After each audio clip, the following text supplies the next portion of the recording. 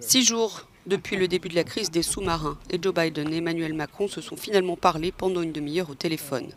Ils ont annoncé, je cite, des engagements pour rétablir une confiance durement éprouvée.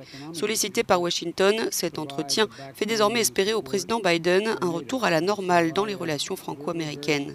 Les deux dirigeants ont publié une déclaration commune, soigneusement rédigée après ce coup de téléphone, et les deux hommes sont convenus que des consultations ouvertes entre alliés auraient permis d'éviter cette situation.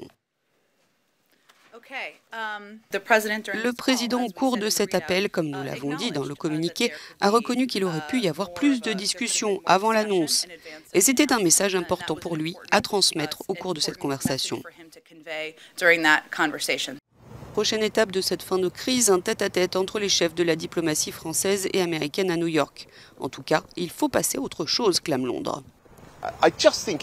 Je pense simplement qu'il est temps pour certains de nos amis les plus chers dans le monde vous savez, de se reprendre et de souffler. Parce que c'est fondamentalement un grand pas en avant pour la sécurité mondiale, ce pacte AUKUS. Emmanuel Macron et Joe Biden ont décidé, eux, de se retrouver à la fin du mois d'octobre en Europe pour le G20 à Rome. D'ici là, l'ambassadeur de France aux États-Unis regagnera Washington la semaine prochaine pour lancer des consultations et garantir la confiance brisée par l'annonce du pacte AUKUS.